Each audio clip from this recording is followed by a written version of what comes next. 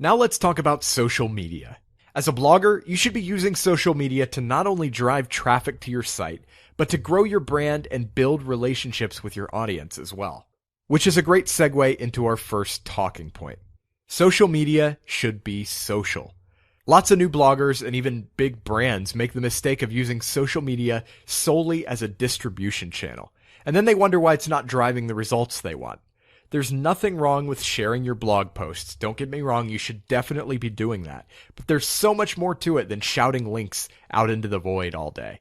The single most important thing you can do on any social media platform is engage in meaningful conversations with people in your target market. So for example, on Twitter, I spend a lot of time searching for relevant subject matter and jumping into public conversations where I feel I have something to add.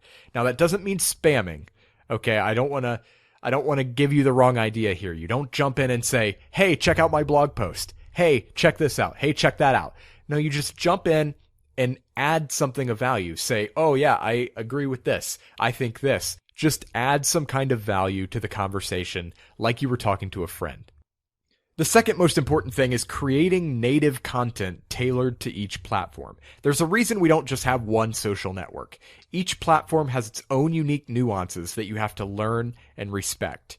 People want to see different stuff on Facebook than they want to see on Twitter or Pinterest or Snapchat. The key is mastering what people want from each platform and giving it to them in the right place at the right time. Now, that does require you to create some micro content specifically for each social media platform, but I promise in the long run, it'll be well worth your time. So which platforms should you be using? You don't have to be everywhere. You just have to be where your audience is. Everyone should be on Facebook because everyone's audience is on Facebook. Most people should be on Twitter and Instagram, but your mileage may vary with other platforms. Snapchat is great for the younger crowd, Pinterest skews largely towards women, and LinkedIn is good for professional audiences, just to give you a couple examples. The main thing is to figure out where your target market hangs out and be there. Social media traffic is a big factor in a blog's growth these days, so it's important to make it as easy as possible for readers to share your content with share buttons. There are a lot of plugins you can use to add share buttons to your site. Ultimate Social is my personal favorite. You can get it from codecanyon.net for like $15, but there are also plenty of free plugins out there that do essentially the same thing. Just get one of them and make sure you have share buttons for the 3 to 5 social media platforms that your readers use most. It's also a good idea to optimize your site so it looks good when people share it by getting set up with Facebook's Open Graph and Twitter cards. These help ensure the right images, headlines, and descriptions show up when people share your posts on Facebook or Twitter.